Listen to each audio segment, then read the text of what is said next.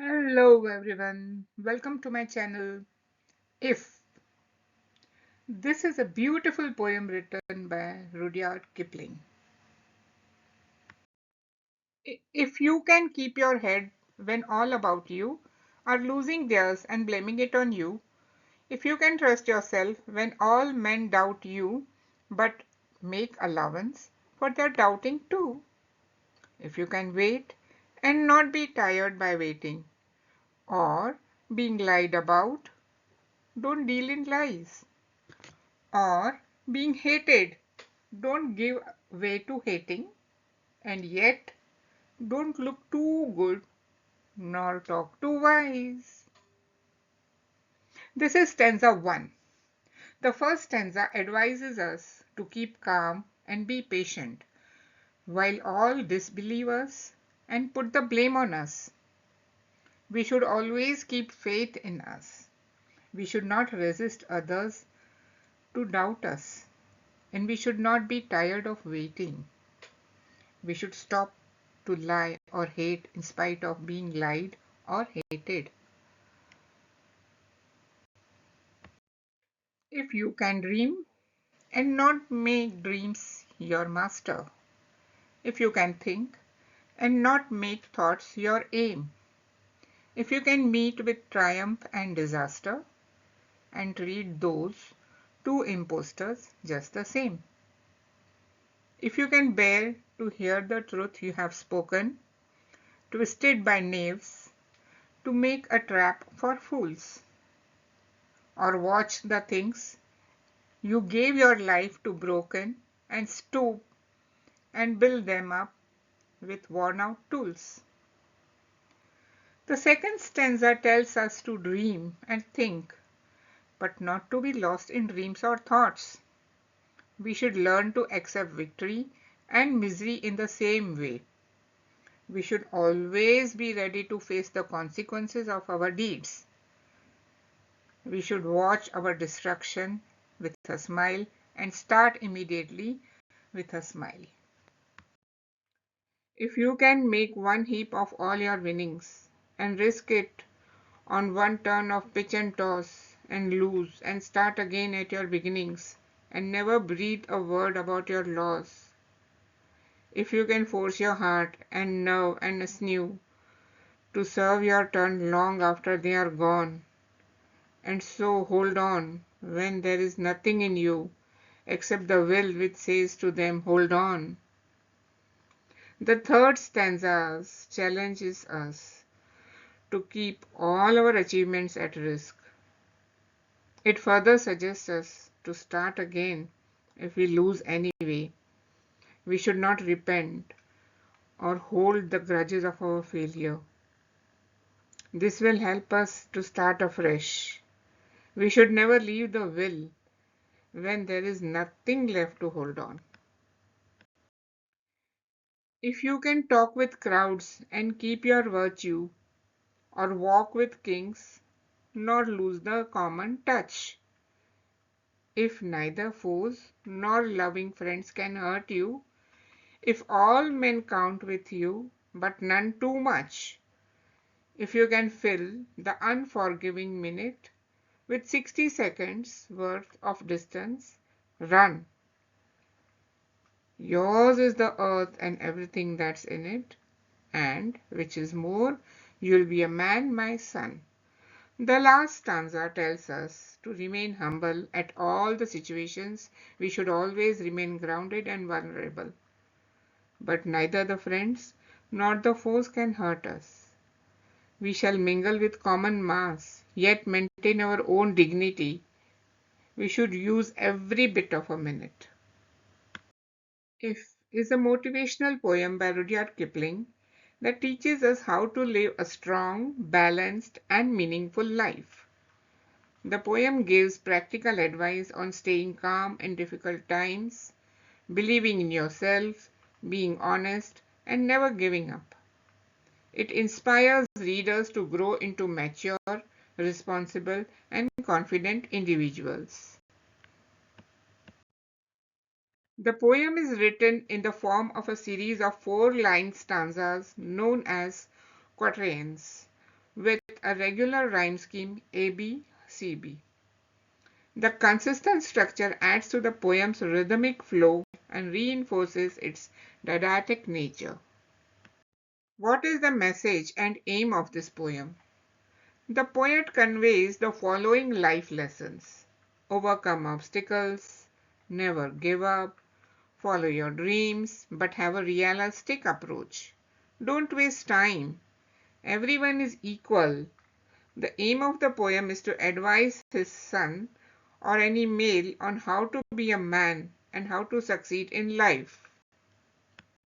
What, according to Rudyard Kipling, is the highest quality that makes a man a true human being? According to Rudyard Kipling, when you can fill the unforgiving minute with 60 seconds worth of distance run, then it would make a man a true human being.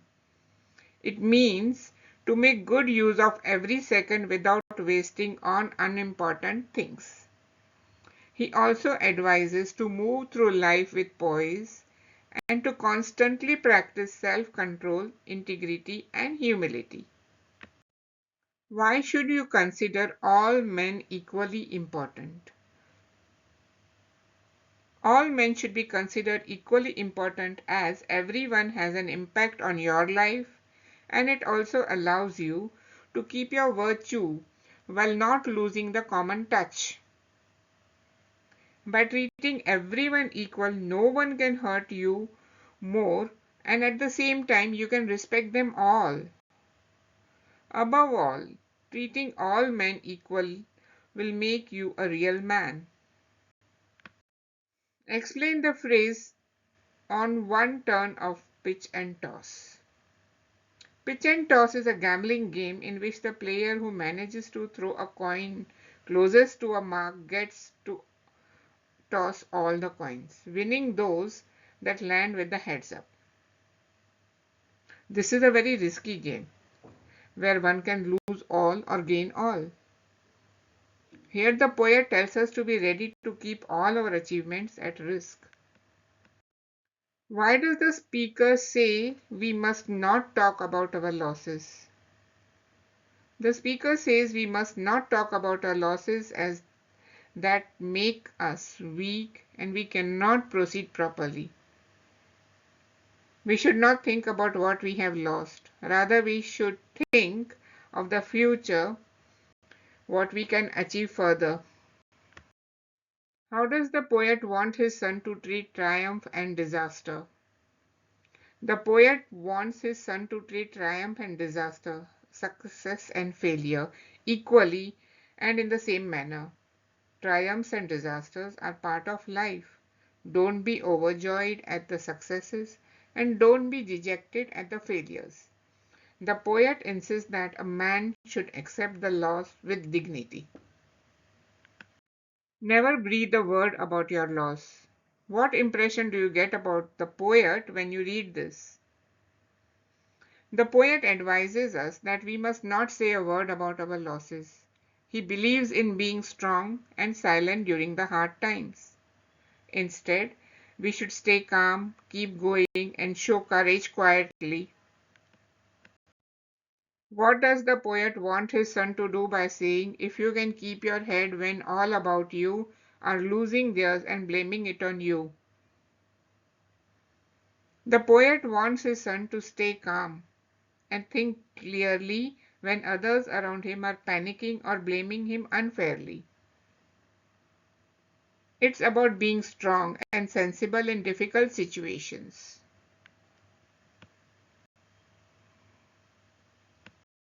What did the poet mean when he wrote the following lines? If you can fill the unforgiving minute with 60 seconds worth of distance run. The poet means that we should make the most of every single minute. Even if time feels strict or limited, we should use it fully, working hard, staying focused, and not wasting a second. It's about giving your best effort even when the time is short. Explain the significance of the last line of the poem. Yours is the earth and everything that's in it, and which is more, You will be a man, my son. The last line means that if you follow all the advice in the poem, like stay calm, be honest, brave and strong, you will not only succeed in life but also grow into a wise and mature person. The poet says that being a true human being is even more important than having all the world's success. Figures of speech, metaphor. If you can meet with triumph and disaster and treat those two impostors just the same. Triumph and disaster are compared to impostors, false appearances that can mislead us. This metaphor teaches emotional balance. Personification. If you can dream and not make dreams your master. Dreams are given human qualities, they can master us. This warns against being controlled by ambition. Figures of speech, hyperbole.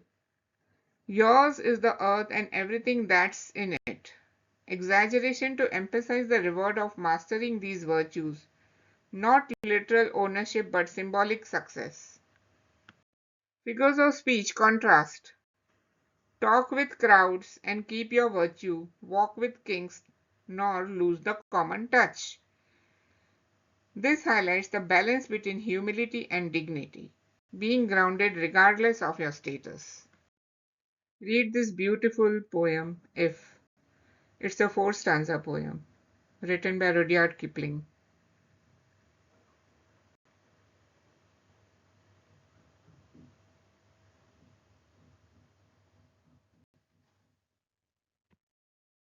Thank you, everyone.